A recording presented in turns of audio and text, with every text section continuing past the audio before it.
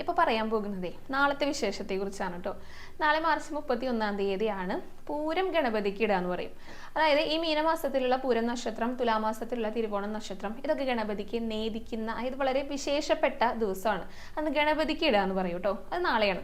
അപ്പോൾ ഇതെന്താ ചടങ്ങ് എന്ന് പറഞ്ഞു കഴിഞ്ഞാൽ ഗണപതിക്ക് നേദിക്കലാണ്. ചെറിയ കുട്ടികളാണ് ചെയ്യുക കേട്ടോ, പെൺകുട്ടികളാണ് ചെയ്യുക. അതായത് ഒരു 3 വയസ്സിന് മുകളിലുള്ള പെൺകുട്ടികൾ, ഒരു വലിയ കുട്ടികളാകുന്നത് വരെ ചെയ്യാനായിട്ട് പാടുള്ളൂ എന്ന് പറയാറുണ്ട് കേട്ടോ. അതായത് ഒരു 10-12 വയസ്സ് വരെയൊക്കെ മാക്സിമം. അപ്പോൾ അത്രയും ചെറിയ കുട്ടികളാണ് ഗണപതിക്ക് നേദിക്കുക. ഇതെങ്ങനെയാണെന്ന് വെച്ചാൽ അത് രാവിലെ എണീറ്റ് കുളിച്ചിട്ട് സൂര്യൻ ഉദിച്ചതിന് ശേഷമാണ് നേദിക്കുക കേട്ടോ. എവിടെയാണോ നേദിക്കാനായിട്ട് ഇരിക്കുന്നത്, അടുക്കളയിൽ അല്ലെങ്കിൽ എവിടെയാണോ സൗകര്യം അവിടെ ഇരുന്നിട്ട് വിളക്കൊക്കെ കൊളുത്തി വെച്ചിട്ട് അമ്മയ്ക്കുട്ടിയൊക്കെ കൊണ്ടുവന്നിട്ട് അണിയിക്കുകയൊക്കെ ചെയ്യും. അങ്ങനെ അണിഞ്ഞതിന് ശേഷം ഈ കുട്ടികളാണെങ്കിലോ ഒന്നരയൊക്കെ കൊടുത്തിട്ട് നല്ല ഭംഗിയിൽ അവർ ഒരുക്കൊക്കെ വേണം കേട്ടോ. കണ്ണെഴുതി പൊട്ടൊക്കെ കുത്തിയിട്ട് കറുക അല്ലെങ്കിൽ ദേശപുഷ്പമൊക്കെ ചൂടിച്ചിട്ട് അങ്ങനെ സുന്ദരികളാക്കിയിട്ട് പലകപ്പുറത്തൊക്കെയാണ് ഇരിക്കുക.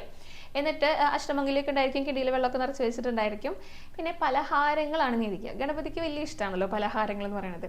അപ്പോൾ അപ്പം, അട, അവില്, മലര് ഇത് നിർബന്ധമാണ് കേട്ടോ. ധാരാളമായിട്ട് ഉണ്ടാകുക വേണം. പിന്നെയൊക്കെ ഓപ്ഷണൽ, ഓരോരുത്തരുടെ സൗകര്യത്തിനനുസരിച്ച് അവരുടെ സാമ്പത്തിക സ്ഥിതിക്ക് അനുസരിച്ച് ഇപ്പോൾ ലഡു, ജിലേബിയൊക്കെ വെക്കാം, നാളികേരം പൂളാക്കിയിട്ട് വെക്കാം, ശർക്കര, പഴം അങ്ങനെയൊക്കെ കൊണ്ടുവന്ന് വെക്കാം. എന്നിട്ട് ഗണപതിയെ മനസ്സിൽ സങ്കല്പിച്ചുകൊണ്ടാണ് നേദിക്കുക. പ്രത്യേക മന്ത്രങ്ങളൊന്നും ഇല്ലാട്ടോ, മുതിർന്നവരാണ് പറഞ്ഞു കൊടുക്കുക. അങ്ങനെ നേദിക്കും.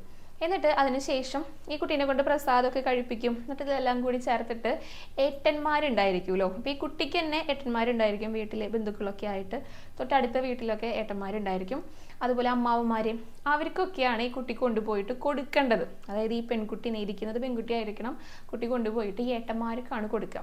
അപ്പോൾ അവർ ചിലവരൊക്കെ എടുത്ത്, കുട്ടികളൊക്കെ ആണെങ്കിൽ എടുത്ത് ഓടുകയൊക്കെ ചെയ്യും കേട്ടോ. അങ്ങനെ കൊണ്ടുപോയി കൊടുക്കുമ്പോൾ അവിടുത്തെ സങ്കല്പം എന്താണെന്ന് വെച്ചാൽ ഈ രക്ഷാബന്ധനമൊക്കെ ഉണ്ടല്ലോ, എല്ലാവരും സഹോദരന്മാരാണ് എന്നുള്ള ആ ഒരു സങ്കല്പമാണ്. പെൺകുട്ടികൾക്ക് ഈ കുട്ടി കൊണ്ടുപോയി കൊടുക്കില്ല കേട്ടോ. അവർ കൊണ്ടുപോയിട്ട് അവർ സ്വയം എടുക്കുകയാണ് ചെയ്യുക ഈ ഒരു പ്രസാദം എന്ന് പറയുന്നത്.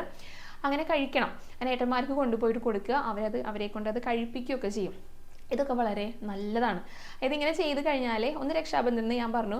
പിന്നെ പെൺകുട്ടികൾക്ക് ഐശ്വര്യം ഉണ്ടാകാനായിട്ട് വളരെ നല്ലതാണ്. ഐശ്വര്യവർദ്ധനവിനായിട്ടാണ് ഇങ്ങനെയുള്ള അനുഷ്ഠാനങ്ങളൊക്കെ ചെയ്യുന്നതെന്ന് പറയാറുണ്ട് കേട്ടോ. പൊതുവെ ഹൈന്ദവ കുടുംബങ്ങളിലാണ് ഇങ്ങനെയൊക്കെ ചെയ്ത് കാണാറുള്ളത്. സ്ഥിരമായി ചെയ്യുന്നവരുണ്ടായിരിക്കും. അപ്പോൾ അങ്ങനെയുള്ളവർക്ക് ഇതൊരു ഓർമ്മപ്പെടുത്തലാണ് കേട്ടോ. നാളെയാണ് ആ വിശേഷ ദിവസം എന്നുള്ളത്. പിന്നെ അറിയാത്തത് കൊണ്ട് ചെയ്യാത്തവരൊക്കെ ഉണ്ടായിരിക്കും. അപ്പോൾ അങ്ങനെയുള്ള അറിവുകൾ, അനുഷ്ഠാനങ്ങളെ കുറിച്ച് അറിയുകയാണെങ്കിൽ നമ്മുടെ അടുത്ത തലമുറയിലേക്കും കൂടെ ഇതൊക്കെ പറഞ്ഞു കൊടുക്കാനായിട്ട് സാധിക്കുമല്ലോ. അപ്പോൾ നാളെയാണ് പൂരം ഗണപതി. എല്ലാവരും നാളത്തെ ദിവസം നന്നായി തന്നെ ആചരിച്ചോളൂ കേട്ടോ.